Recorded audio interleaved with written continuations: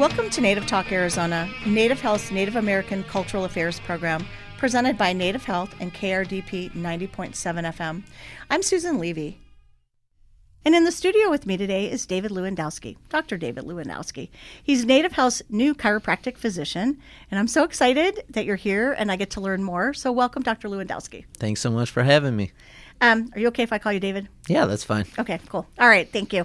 So before we get started, tell us a little bit about yourself, your journey to Native Health, just, I don't know, all of your stuff. So my background, I grew up in Michigan, which is why it might sound like I'm talking with a little bit of an accent to some people, Midwestern accent. I went to the University of Michigan for college and knew that I wanted to go into healthcare. And through a series of events, I found my way into chiropractic school, which I attended at National University of Health Sciences. So that's a school just outside Chicago. It's about 30 miles west of it in a small little town called Lombard. I spent 4 years getting my chiropractic degree.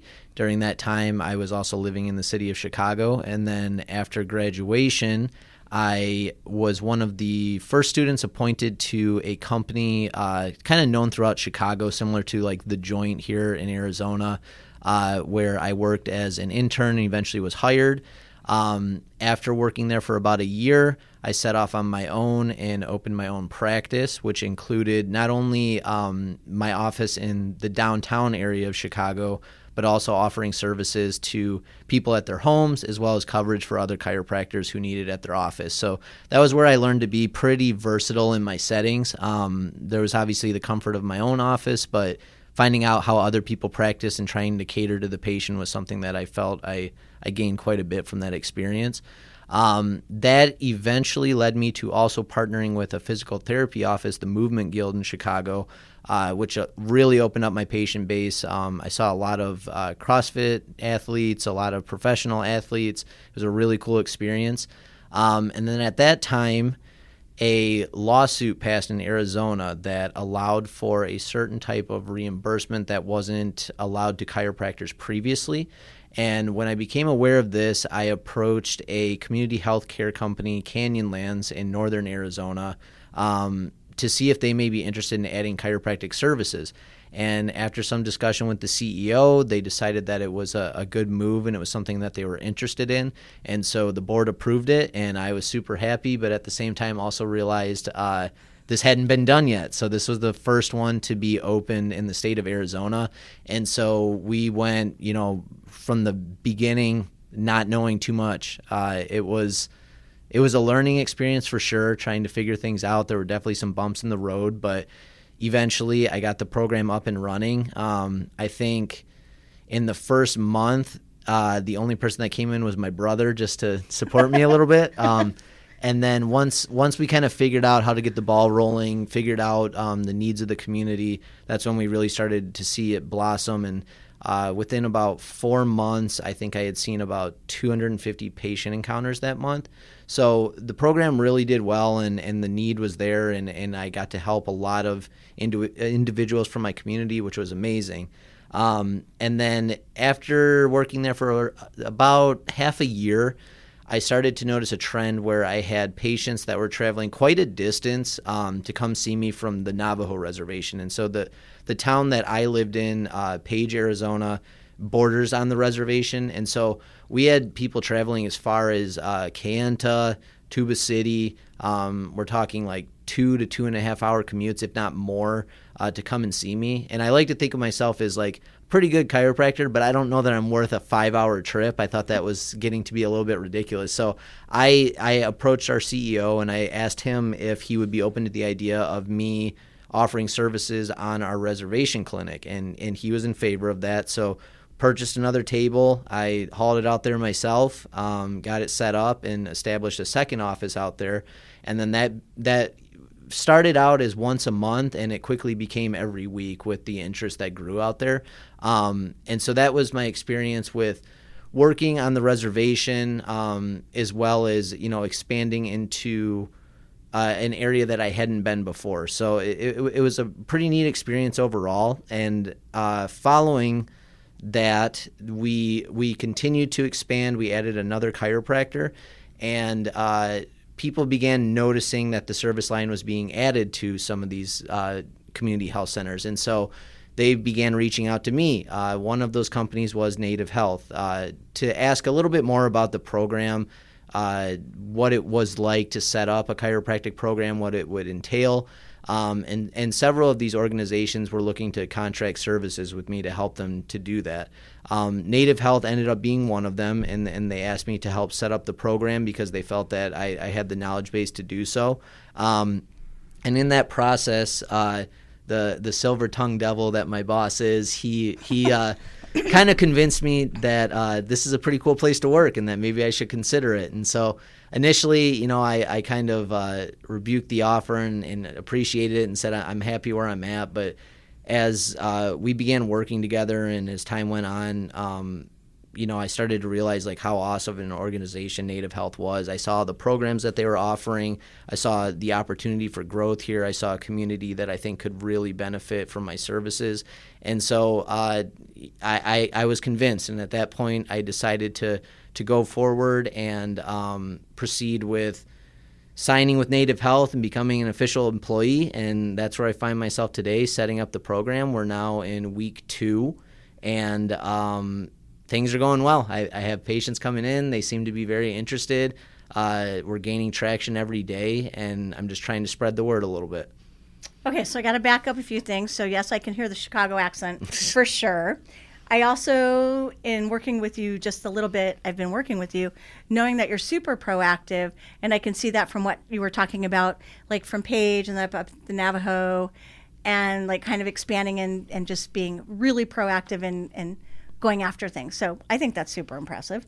How are you liking Phoenix compared to Paige? So everyone was scaring me. They were like, well, you're going to melt down there and all that. But at this point so far, the weather's been pretty awesome. It hasn't been too hot. So it's a dry heat. Exactly. And so the 103 in the shade, I can do that. 115, that's when it's going to get a little bit scary. So I have yet to experience what the city has to offer in that regard. But I like it. I mean, it's big. It's bigger than Paige. It's a big city, and like having lived in Chicago for 6 years, I'm used to a big city, but I think I tend to prefer to be a little bit more on the smaller side. And so coming here, there's things that you get that you don't necessarily in a smaller city, and it's an adjustment, but it's something that I'm getting used to, and I do appreciate it. I appreciate the sense of community that's here, which is something that is unique to a larger city that I haven't seen before. In Chicago, I think it was just so massive and things were so spread out that aside from Chicago sports, there wasn't an identity that I really saw. And I'm seeing a much more close-knit community here in Phoenix especially. I think people are really nice here. I love Chicago. Sure. I think Chicago's a happy medium between Phoenix and New York. It's clean and people are nice, but I think people are really nice in Phoenix. Yeah, I mean, I haven't had a bad experience yet, so knock on wood. And it'll be great when it's like November and it's under 100. I'm very much looking forward to that. And you can get out and do things and during the day and things like that. All right, so let's back up a little bit. Talk about, for those of you or those listeners and including me, what does a chiropractor do?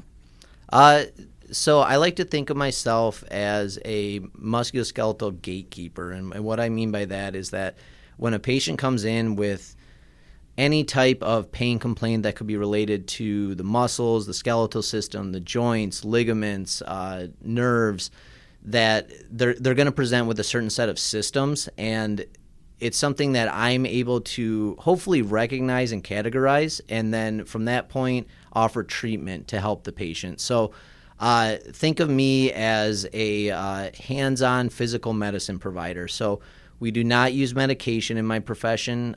We don't even have prescription rights. It's something more that we look at movement, exercise, daily changes, things such as diet and nutrition, the whole package as something that can potentially help a patient who is suffering from some type of chronic or acute pain issue, and really get them back on track and feeling better. So if it's an acute issue, and let's say somebody, I know you mentioned before, like CrossFit athletes, you were working with them. If somebody got injured, let's say running or weightlifting, then that would be an appropriate time to come see you. Absolutely. So my exams entail a pretty thorough breakdown of patients' movement patterns, things that may be abnormal. We're looking for differences, side to side movement patterns where maybe they're doing some type of compensatory movement that is something that you wouldn't expect is normal. When we find these abnormalities, we try to correct them, and we see if that has an effect. If it has a positive effect and makes them feel better, cool, we found the issue and things are feeling more comfortable. If not, we go back to the drawing board and we try other things out. What I find is that in general, the human body is pretty resilient. It does a great job of adapting to the forces that we put on it. Sometimes we exert a little bit too much force, and that results in injury. And so my goal is to try and help you get past that healing phase without causing further injury, and then also to understand why that injury happened so it doesn't happen again. Okay, and I don't know if this is a good question or not, but how does it compare to like physical therapy, or would somebody see you first and then go to physical therapy, or does it take the place of that, or is it completely different? So I certainly don't want to step on any toes here, and that can be a thing that can happen between the professions at times, but I've always said that if a physical therapist and a chiropractor are doing the best job they can, you shouldn't really be able to tell the difference, because both of them have the autonomy to do very similar things in terms of exercise prescription, hands-on work. There's physical therapists out there doing manipulations like you would expect a chiropractor to be doing. So if we're following the guidelines and we're looking at the best practices, you really shouldn't be able to tell the difference because they're doing what's best for the patient in mind. And my approach to that is pretty simple. I take what they call a psychosocial approach to the pain, looking at not just the aspects of what's happening biologically in our system with injuries and things of that nature, but also taking things like stress into account, your day-to-day life, your environment, other things that could be factors that can influence pain. Because when we're raising inflammatory levels in the body, that's going to naturally affect the way that we feel throughout the day, and pain is just one manifestation of how that happens. Okay. Sorry, I know that wasn't in the list of questions, but as I was thinking about it, I wondered about that. All right, so in terms of making an appointment or whatever, do you start at a certain age? Do you expect women that are pregnant? Do you see kids? Do you see adults? Do you see elders? Let's start with that. So the joke they always say of the chiropractor is the best patient is someone with a spine. I go a little bit more in depth than that because there are some chiropractors out there who will treat infants and newborns and things of that nature. I tend to steer away from that realm a bit, but for the most part, I'm seeing anyone that has a musculoskeletal complaint. I've had patients as young as 6 years old and as old as 99. I actually had a patient towards the end of my previous job that was 99 years old. So there really isn't a restriction when we're looking at age or anything else of that nature. I've dealt with patients who have been quadriplegics. I've dealt with patients that were professional athletes. So there's a vast array of people that can stand to benefit from this service line, and I'm hoping to find all those people that need it. Okay, so pregnant women, and then over age 5 or 6 or something? Yeah, sure. Somewhere in there? Yeah. Okay. All right, and then for those people that are kind of fearful or don't like being touched or averse to that, what do you do then? So I am obviously going to cater my treatment to what the patient's needs are. And if that requires us to have a little bit more of a hands-off approach, we certainly can do that. I utilize something quite extensively in my assessments called the McKenzie method. That's a self-treatment method that allows patients to be able to kind of treat their own pain. I'm just giving them a little bit of guidance. So I've certainly had visits where patients have come in, I don't lay a hand on them, they feel better and they go, "Thank you so much, I can't believe what you did." And I just respond, "I didn't do anything. You did all the work. I just told you what to do. Now you go home and do it, and you know how to control your pain." So there's definitely ways that we can maneuver around that to make sure that we're having the most comfortable experience possible for the patient. What if somebody has chronic pain? I know you mentioned that, yes, that's something chiropractors do. So, if my hip's been hurting for a year, still coming to you would be a benefit, right? Sure. And Okay. I talk to my patients a lot about the idea of you controlling your pain and not letting your pain control you. And that's a really important aspect that I bring to them, where I say things along the lines of restructuring your thought process with it is very big, because there's some patients that come in that because of whatever condition they may be suffering from, they will never truly have full pain relief,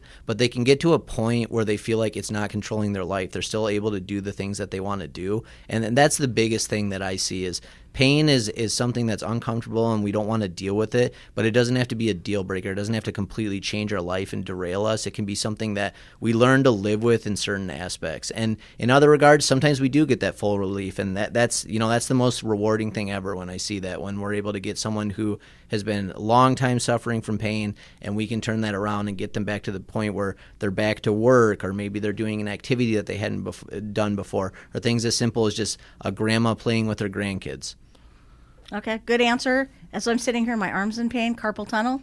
You're able to do stuff with that? Sure. Yeah. Okay. I think sometimes a little bit of a misconception is that chiropractors are only dealing with like the neck and spine, but really any joint, any area of a musculoskeletal complaint that can happen, we're going to handle that. There's certain aspects in areas where, we might want to refer to specialists, some things such as like pelvic floor, the jaw, or things that come to mind where I wouldn't be doing work with that, and I would definitely refer to someone who is much more experienced in that realm. But for the most part, any joint that you have on your body, if you're having some type of pain or discomfort, I'd be happy to look it over and see if we can do something to help you. Okay. So question, so what can a patient expect for a first visit with you? Is it like sit down and meet you? Is it just kind of you, like you said, psychosocial? Do you do everything in one visit? What's the flow? So I'm a very friendly, approachable person, and I try to have my appointments match that. So when the patient comes in, I want them to feel welcome right away. I want them to feel heard, and I want them to know that I understand their complaints and that we're going to try and work as a team to get them better. Any of my patients that will come into my office will see a big poster on my wall that I make them read as they're doing their exercises that kind of explains my approach to things. But to summarize it, the quickest way possible, I would say that they can expect to come in, have an experience where they don't leave the appointment feeling like the doctor didn't listen to them, and instead feel like the doctor understands, has educated them some on why their condition is the way that it is, and they hopefully have a grasp of something that can at least control their pain a little bit from that first visit. And that involves a very extensive history as well as a pretty thorough exam. And then usually treatment on the first day as well. It depends, but for the most part, we're going to be seeing treatment on the first day as well. So are those like long appointments, like an hour or something? It really depends on the background of the patient. If they have a pretty extensive past medical history, it certainly can go that long. I would say my average time is somewhere between 30 and 40 minutes for my first intake. Okay. All right. So I know that you take access, correct? Correct. And in order to take access, you have to have a referral. Correct. From a physician. And then you take private insurance, and you can also self-pay. Correct. So right now we are doing Medicare. We are doing access with the referral, and then we are doing the self-pay rate. When it comes to commercial insurance, we're having a setup where we'll match whatever the commercial insurance says if it's less than what the self-pay rate is. I think I heard somewhere that there's very few chiropractors in Arizona that take access, right? Or in Phoenix? That is correct, yeah. Like very few? And part of that is because typically the reimbursement structure is just, it's not great for that. Unfortunately, that's just how it is. And it makes it to the point where it puts a hardship on the doctor almost to be able to accept rates that are that low. So I applaud the ones who are doing it. I think that's awesome. I think it's a great way to give back to the community. And that's how I look at it here at Native Health. We're able to give back to the community and have something that we offer that normally you might not be able to get those services. And I can tell you, having been someone who utilized services similar in Illinois at one point when I was down on my luck as a grad student, you don't get the best reception when you're calling and asking questions about coverage. Sometimes people are very cold, and that is not something that you'll expect when coming to Native Health. Well, and you are very warm. Okay, so I just want to, and I know sometimes when I've been to, and I know I don't have a lot of time, so a couple quick questions. One, I know that when I've gone to physical therapy, I haven't been to a chiropractor. I'm actually thinking about going to for my carpal tunnel and for my other things.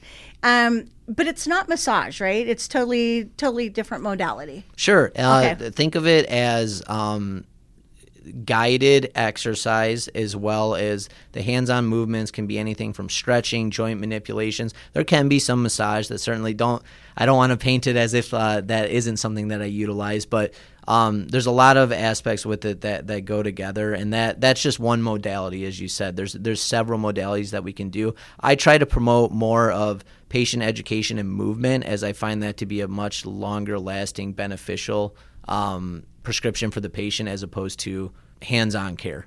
Okay. So what is your proudest moment in serving the community? I know you mentioned up at Navajo that you felt like, people driving 5 hours to see you, and as awesome as you are, you didn't know if that was necessary. So any quick thoughts on that? Like your proudest, like somebody coming in and not being able to walk and walked out great, or not being in pain during the day? I don't know. I mean, there's been a lot of instances where we've caught things that we didn't realize. I've had some patients that have had a rare form of bone cancer that we caught by looking at the symptoms that they had and realizing something wasn't right and referring them out. So those are always obviously very rewarding experiences. And I can remember one specifically that happened recently when I was in my last week at my clinic in Chilchimbato. A patient gave me a rug she had woven with the chiropractic symbol, and that was one of the coolest gifts. I get lots of gifts, little candies and things like that, and I appreciate all of them, but that was pretty awesome. That was very cool. That would be, yeah. Yeah. So that would be something very special. I would say that was one of the top of the list for sure. Wow. Okay. I know you're doing services at Native Health Central, and I think you're maybe at Native Health Mesa or NHW. Is that true? So as of right now, we're at Central. We're hoping that we can expand soon. I think Mesa is probably the next site that I have my eyes on. Okay. If somebody wants to make an appointment or learn more or talk to you, who or what should they do? They absolutely should get in touch with Native Health. My direct number is 602-910-2890. I am more than happy to answer any questions that a potential patient may have, so please give me a call. And look for us at the corner of Indian School and Central Avenue. Okay. And if anybody wants to call Native Health's main number, it is 602-279-5262. Also, the information is on our website, and we've been putting it on social media, and I know we hope to get a video with you soon. Sure. And get that out there. But I've got to say, you are one of the most personable physicians and providers that I've spoken with in ages. I find you to be really outgoing and friendly and kind, and you listen. Super excited you're here. Thank you. Welcome Appreciate to Native it. Health, and I know it's going to be successful, so thank you. Yeah, no problem. I look forward to seeing any new patients that want to join. Coming up next on Native Talk Arizona, Susan Levy chats with Rocky Tano, Director, Founder, and CEO of Obsidian Inc. Support for KRDP 90.7 FM comes in part from Native Health, with 2 locations in Phoenix, 4041 North Central Avenue, Building C, near the corner of Central Avenue and Indian School Road, and at 8800 North 22nd Avenue. Native Health is also located in Mesa at 777 West Southern Avenue, near the corner of Southern Avenue and Extension Road. Native Health provides primary medical, dental, behavioral health, WIC, and wellness services for the urban Native American community. For more information, call 602-279-5262 or visit our webpage at nativehealthphoenix.org.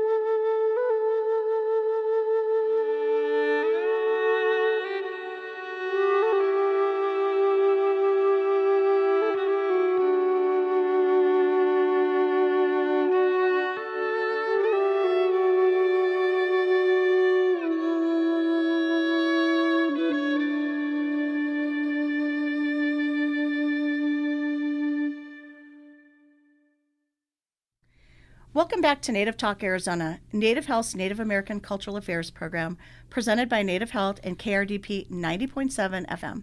I'm Susan Levy, and with us today is Rocky Tano, and he owns Obsidian, Inc., and it's a Native-owned and operated professional website design and creative development firm based in Phoenix, and designs websites, brand marketing, assets that empower, strengthen, and embrace the spirit of resilience of Indigenous communities. In the studio to tell us more is Rocky, and I'm super excited. We've worked with him before, and he's done some website work for us and been great to work with. So welcome, Rocky. Thank you, Susan. Well, it's great to be here. All right. Well, tell us a little bit about yourself, your journey, how you got started in websites, and everything else. Okay, that's a lot in that question, but yeah, let me go ahead and tackle We that. can make it in little pieces. Yeah. So traditionally speaking, just in terms of my introductions, I she'e Rakitano Yunishia, she'e bet Nishle, Japanese e Bashichin, Deschini e Deshiche, Filipino e Dashinala. So I am from Kayenta, Arizona, originally. That's where I was born and raised. And my mother is Navajo. My father is from Hawaii, so he's Japanese Filipino. And decided to keep us on the reservation, so we raised us there, and those are my roots. I went on to pursue a degree at a Northern Arizona University. You're a lumberjack. Yeah, I'm Go Jacks. So graduated there in communications, visual communications, doing what I do now, but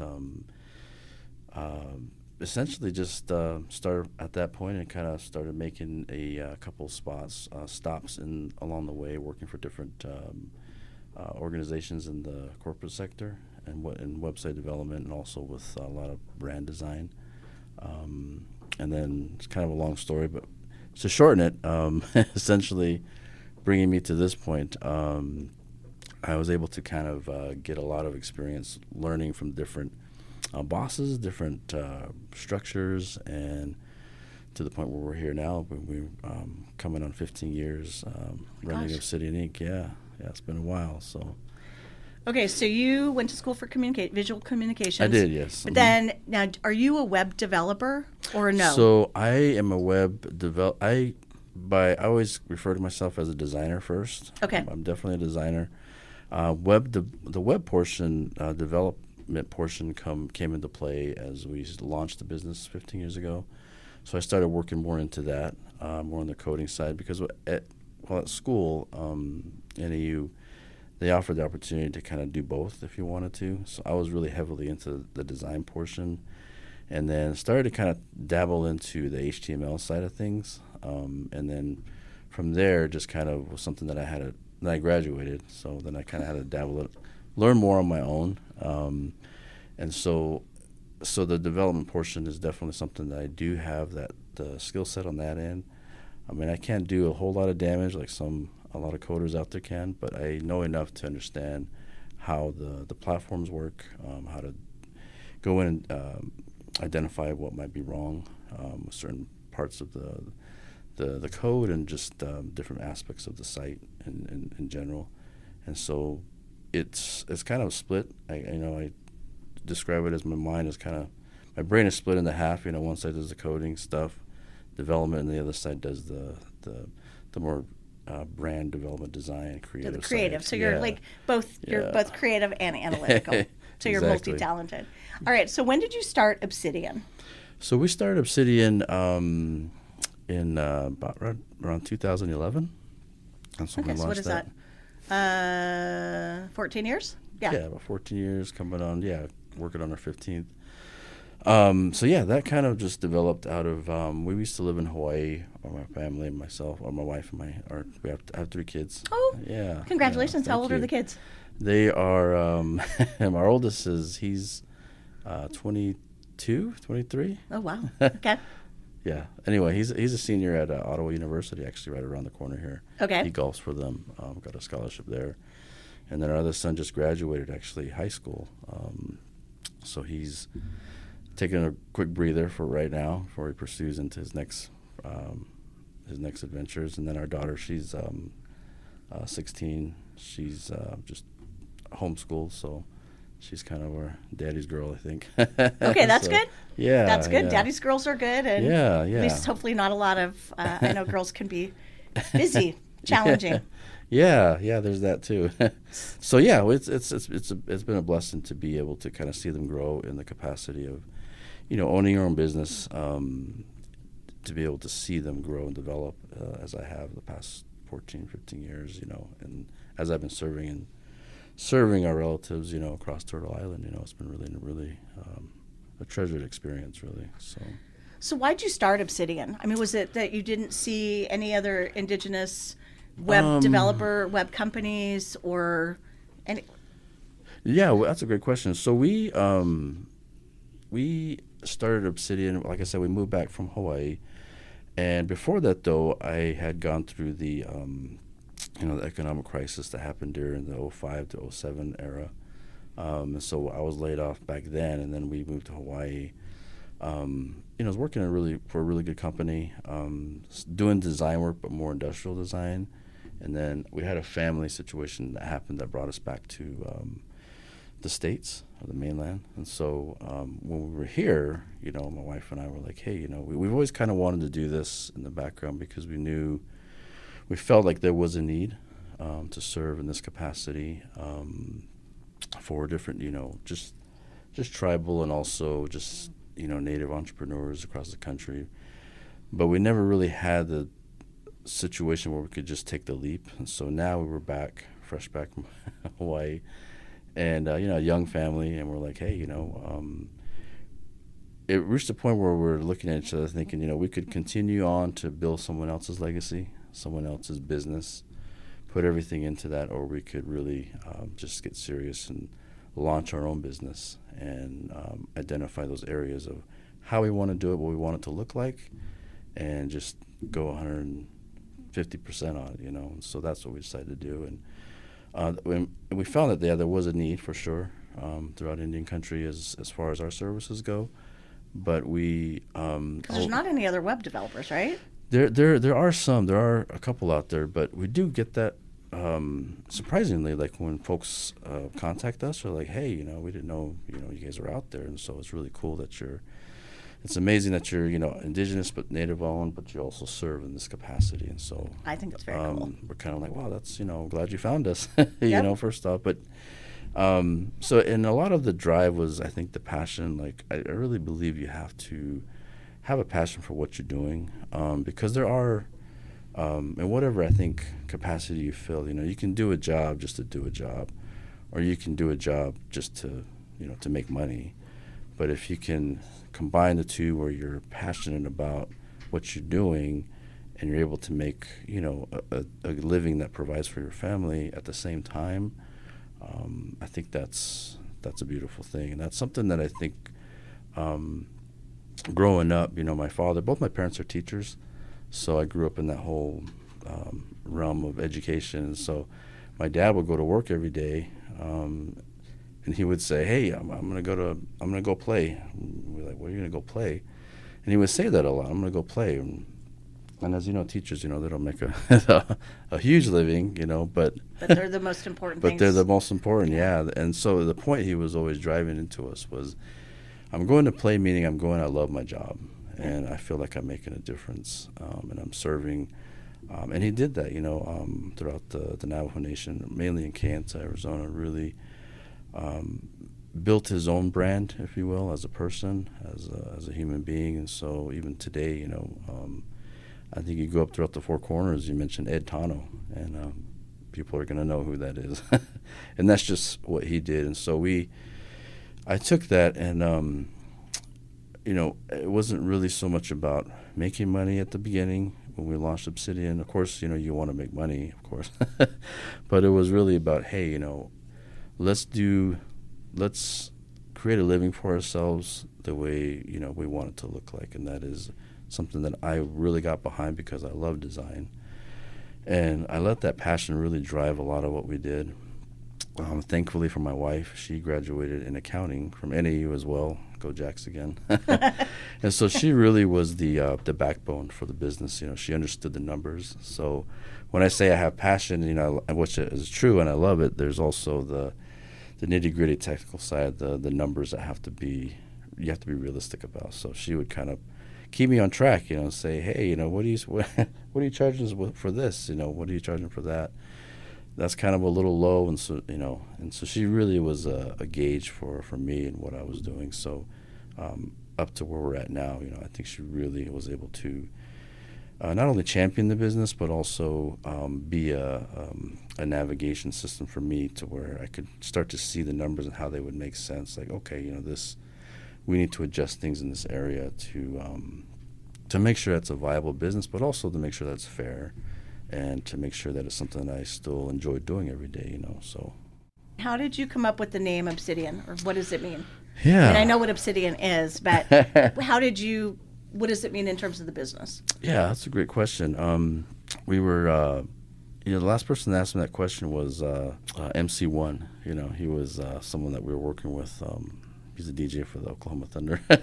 Anyway, he asked me that because we were working on a project together, and he's like, what is it? So I was really drawn to Obsidian because he works with Unity, and that's one of our clients, Unity. So he's like, man, I love what you're doing with their website and their work. And he's like, what is Obsidian about? And I hadn't been asked that in a while until today. So great question. Obsidian is really we used the traditional Navajo belief system, which is you have your different stones that are in the different colors and different parts of the four corners of the four sacred directions. And Obsidian has always been the North Stone, and it's also been a protecting stone, the Black Jet. And so we really were drawn to that, the principles behind that, because when you look at an obsidian stone, and its nature of how it was used throughout, thousands of years, it's always been a tool, and so it's been very sharp, very accurate, very precise, and so we felt that it was a really beautiful symbolic meaning for our company. Something that we wanted to be precise, accurate, a tool that could really enhance the lives of those who use it. But also on that end, the flip side, the other side of that is it has to be used carefully. You can't abuse the use of a tool, just like you just wave around a arrow point or something that has obsidian point to it, because you could hurt someone, right? So we wanted to really make sure that was also in that we care for our clients. We want to give them the best in precision, accuracy, something beautiful, something that will serve them and help them succeed. But we also take a lot of careful caution with that too. Like, we want to do it in a way that is best for them and that's protected, right? So we felt Obsidian was the perfect name for the company in that sense, just to serve, to protect, but also to help beautify and edify different and empower really our clients that we work with. So that's a good answer. It is true. Thank you. It has to be correct. It has to be precise. It's a website, and it's all of the tools that go with it, and it's got to work. And yeah, definitely. Yeah. Mm-hmm.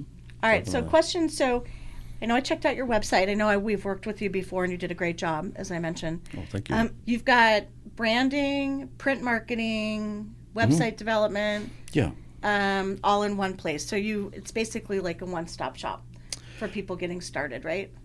Yeah, that's a good way. That's a good way to describe it. I think we have, like you mentioned earlier, there's the technical side, but also there's a creative side. So we have a nice blend that comes together. So we definitely do cover all the bases in that term of things, in that regard of things. So yeah, so everybody, so a lot of our clients, I always describe it as our business kind of is split down the middle right now, where half of it is doing brand development, a lot of brand asset marketing design, and the other half is the actual website development design portion. So if someone, a lot of our clients come to us and say, hey, we got this, on one hand, and then it's nice because let's say they need a brand logo.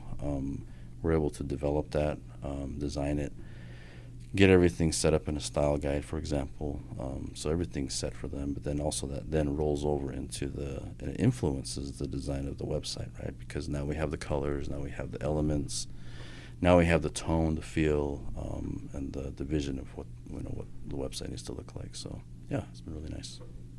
So if somebody was interested, let's say they're starting a business or have a young business, then the best thing to do is if they don't have, or maybe if they have a website, but looking at doing, or not a website, looking at developing a website. Maybe they've got a logo or an idea, that's the time to come. Or is it any point in a journey of a business to come to you and either do like a logo upgrade or rebrand and then a website overhaul or getting a website rather than just doing social media?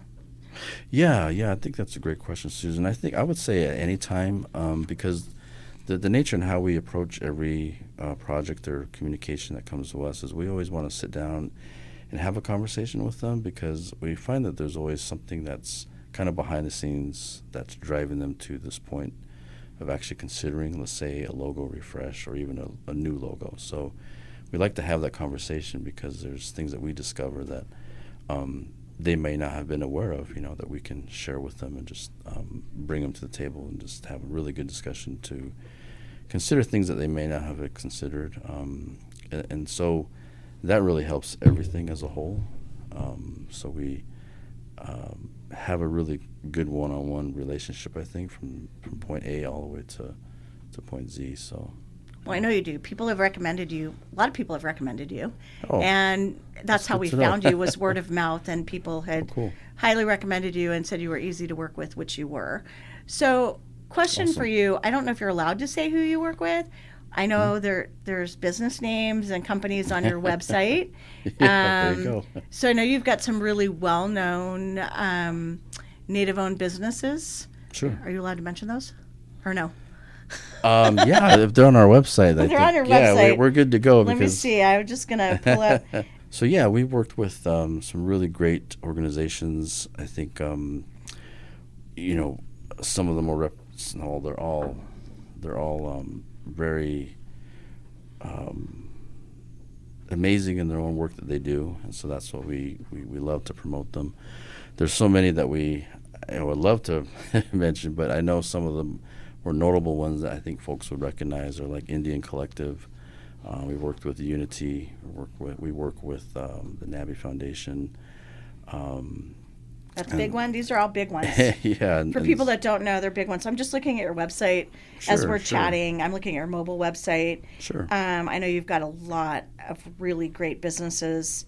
Sure. Do a lot of tribal work as well. We work with the Navajo tribe. We work different departments in there, and a few others throughout the country. So, yeah, it's just the whole spectrum, I think, is who we cover and who we serve, and it's just been really a blessing to be a part of this work for this long, and to have built our own brand in that sense, that we can provide the service that our relatives need, but also feel good about how we're doing it and the final outcome, So, and to see them succeed, also that's really the ultimate goal as well. We want them, provide them with their stories so that it can be visually experienced by everybody who sees it in a way that allows them to be successful and have exposure. That's all in balance, with the whole the vision. So it's beautiful.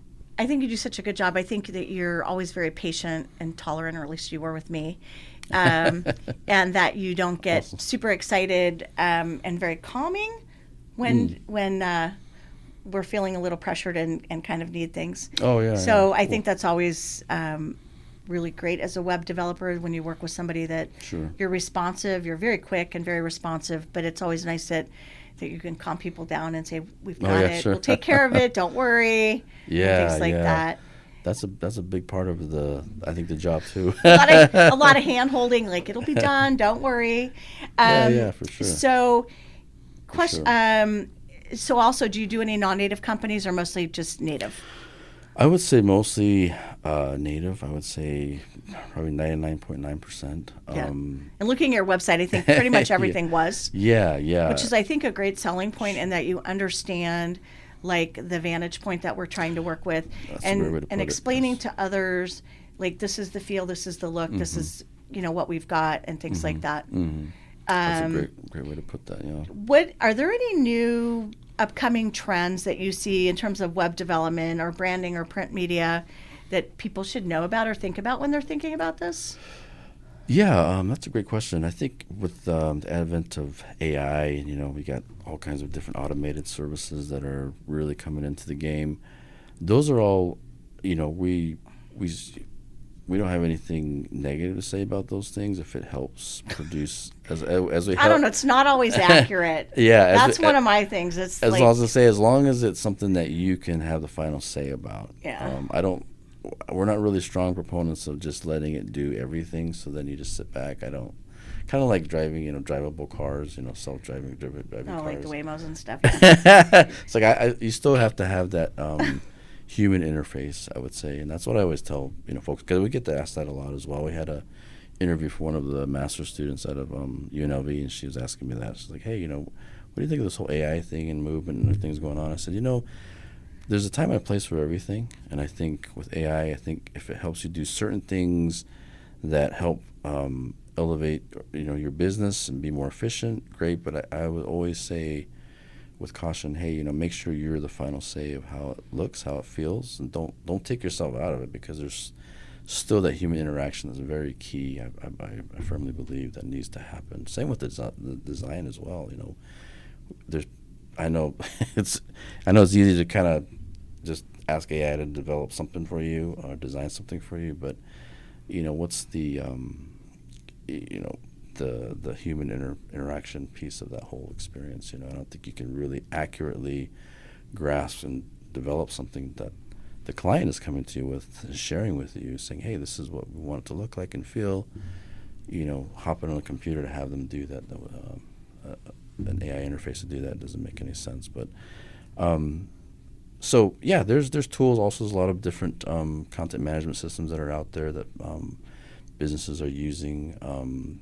It takes a lot of time. Yeah, I think it takes people time, though. underestimate the amount of time to do back end, the content management, and once your frame is built, and I know that's hard on your end, on the developer side, but in terms of the back end user, people I think underestimate how much time it takes to populate, update, keep an eye on things, constant work, which I don't know.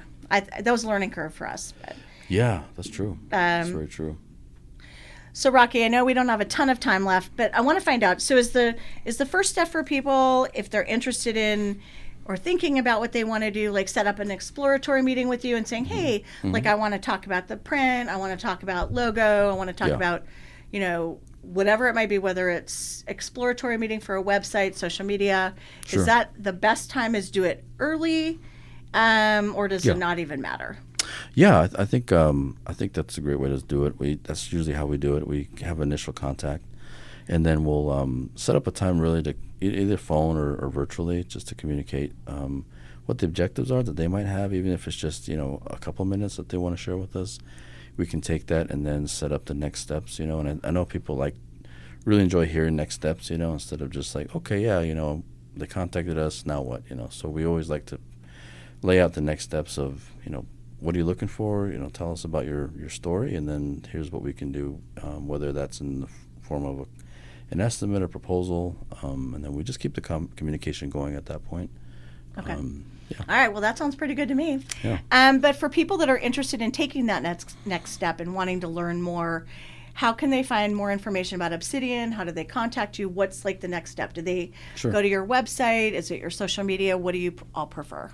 Yeah, that's a great question. So you can find us at our website. That's probably the main source that we find people finding us and contacting us through, is through our website, Obsidian Websites. So is that obsidian.com? Yep. Is it Obsidian LLC or just obsidian.com? Just obsidianwebsites.com. Okay. Yep. And then on there's a contact form, and that's usually really precise and quick. We can also contact us. We've had people contact us through our social media as well. Instagram, Facebook works, Obsidian Web or Obsidian Websites. Either one, if you type those in on social media, it should pull you up directly to us. You did such a great job. I mean, when you did our Tooth Fairy Gala a couple years ago, we really needed to turn something around quickly and have some interfaces on there. And you did. I mean, I got to say, I really appreciated it. I don't know if I ever told you that. Awesome. But it was really, really nice that you turned it around quickly.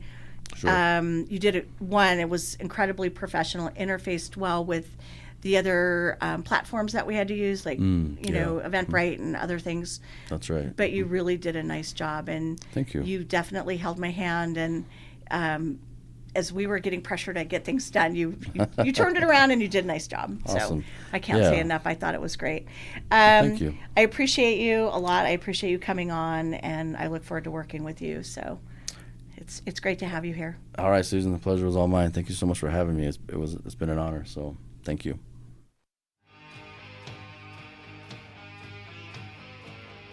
Thank you for listening to Native Talk Arizona, presented by Native Health and 90.7 FM KRDP. Our executive producer is Susan Levy. Sound engineer is Javier Quiroga. We hope you will tune in again next week. If you have any questions, please reach us at nativetalkaz@listen2krdp.com.